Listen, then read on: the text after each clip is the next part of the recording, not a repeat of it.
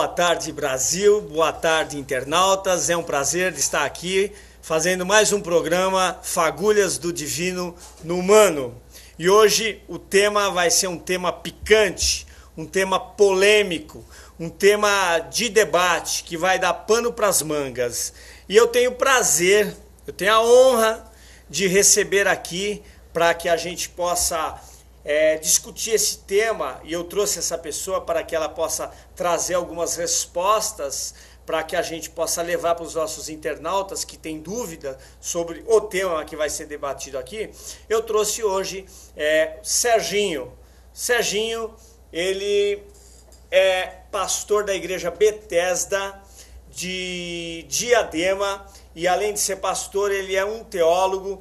E eu trouxe um pastor por isso mesmo, porque é da boca de um pastor que eu quero algumas perguntas que vão ser polêmicas e vão ser esclarecedoras. Bom dia, Sérgio, é um prazer ter você aqui, viu, nessa tarde. Bom dia, é uma honra, é um prazer. Foi um prazer aceitar o seu convite e nos propomos aqui, diante das expectativas, as respostas, tentar responder de alguma maneira as inquietações que as pessoas têm com relação à igreja, né, e o tema que você vai abordar hoje.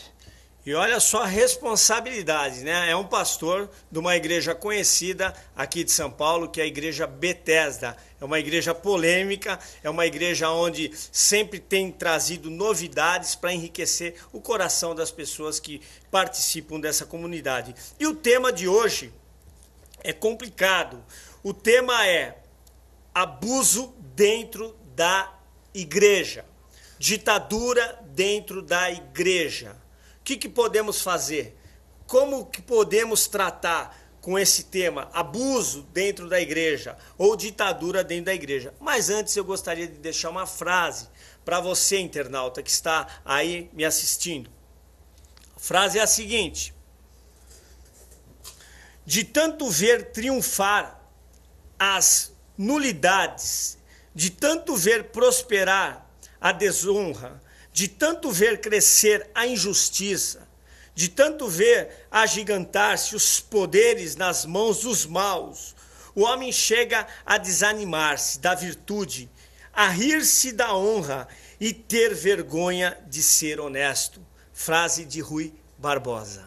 Depois dessa frase aqui, que é tremenda, é um conteúdo grandioso, eu vou começar a fazer as perguntas aqui pro Serginho. Pois não. Me diz uma coisa, Sérgio, você que é pastor já há muitos anos, né? Quantos anos você é pastor? Há pelo menos 20 anos. 20 anos, da igreja Bethesda, Da igreja, né? Bethesda. Aqui de Diadema.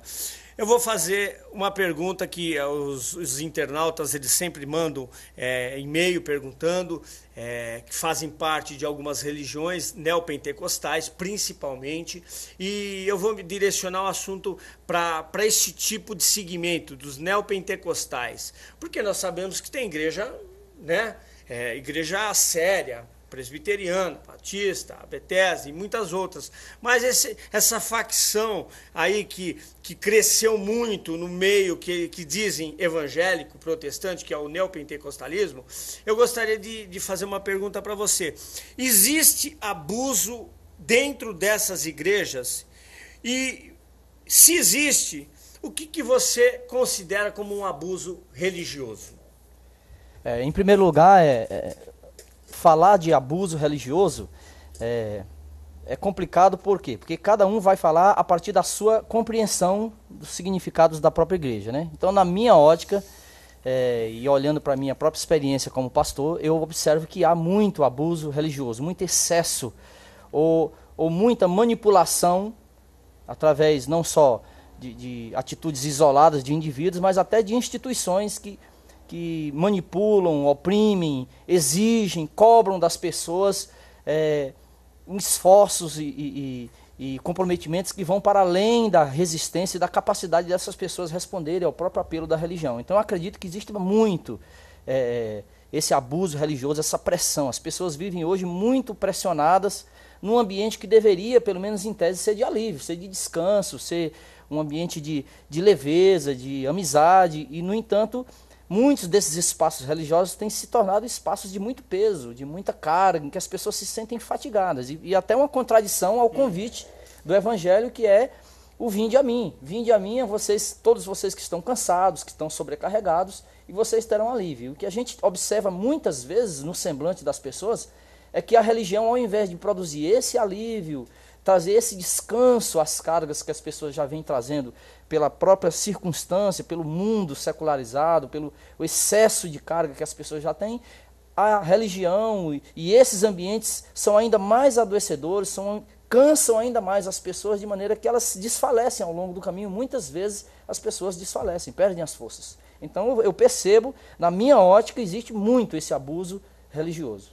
Porque nós vemos isso na vida. A vida já é pesada, Já é pesada, já é complicada. A pessoa, ela tem que tomar ônibus de manhã, ela muitas vezes fica no metrô, lá logo de manhã, aquela fila, demora 2, 3 horas para chegar no serviço, Isso. Aí volta, tem que fazer comida, tem que olhar o filho, pegar o filho na creche, aí tem que auxiliar o marido, e muitas dessas pessoas elas vão dormir meia-noite, 1 da manhã, e ainda tem o peso da igreja. Além Como se não bastassem todas essas demandas da vida que já consomem muito do tempo e das energias, quer dizer, a igreja ainda vai se somar a todas essas demandas, exigindo ainda mais do fiel, e principalmente na questão econômica, na questão financeira, né? É isso que pega mais porque hoje em dia? No mundo religioso, esse elemento econômico, ele é muito vigorosamente pregado, ensinado, e há uma exigência enorme em cima das pessoas em busca de uma resposta econômica, de uma resposta financeira. Então as pessoas se veem muito pressionadas a contribuir, muitas vezes além da sua capacidade econômica, além das suas forças, tem que fazer um verdadeiro jogo de cintura, ou às vezes abandonar prioridades na sua família para atender à exigência do seu ambiente religioso. O que eu acho isso um abuso, acho isso um excesso. O governo já não dá saúde, o governo muitas vezes não dá estudo, não dá educação. E aí entra essa proposta que você falou, financeira da igreja, como se ela fosse resolver isso, é mais ou menos isso. Exatamente isso. É uma mágica onde o governo não consegue, né, com os tributos milionários que eles estão recebendo aí, mas a igreja vai conseguir. Se propõe a resolver. Através do mecanismo, é mais ou menos isso. De troca. Exatamente. Me fala uma coisa, me dê 3 exemplos, eu gostaria nesta tarde, para os nossos internautas, me dê 3 exemplos de abuso dentro da igreja.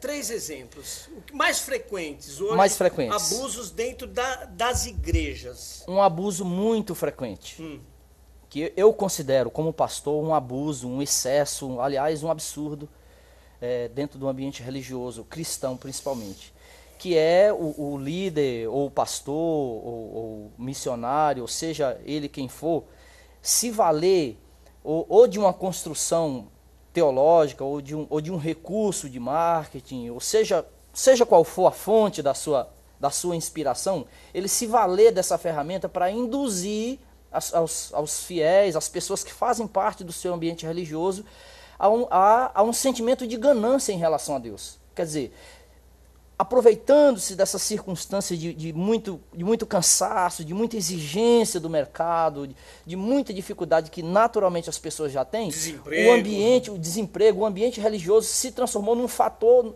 a despertar a possibilidade das pessoas de repente darem uma virada econômica nas suas vidas a partir de Deus. É um banco celestial. Um banco celestial. Quer dizer, isso, ao meu ver, desperta o que há de mais feio, o que há de terrível no ser humano, que é a ganância. Quer dizer, as pessoas entram numa relação com Deus, uma relação com o divino, ou com o mundo espiritual, se valendo desses mecanismos, ou desses argumentos, dessas forças, numa tentativa de compensar o déficit econômico que está vivendo. E aí ou de saúde. Para arrancar, para convencer a pessoa disso, para entrar nesse esquema, esses pastores, eles usam o quê? Eles transformam a Bíblia em verdadeiros métodos de sucesso. Quer dizer, fazem uma interpretação ao bel prazer do seu objetivo. Tudo roda em torno de dinheiro. Tudo gira em torno de dinheiro. Quer dizer, qualquer texto que é lido tem dinheiro ali, né? Isso, fazer com que o fiel, acreditando na interpretação que ele dá do texto bíblico, ele faça da sua missão religiosa um investimento econômico. em troca de um retorno financeiro que Deus futuramente lhe dará. E é claro que ao E a longo longo do prazo tempo, isso vai quebrar, a gente né? percebe, todos nós percebemos que isso não se sustenta. A longo É, prazo. isso não se sustenta a longo prazo. Por quê? Por que a longo prazo? Porque a curto prazo ele vai ter sempre o argumento de que algo aconteceu de errado,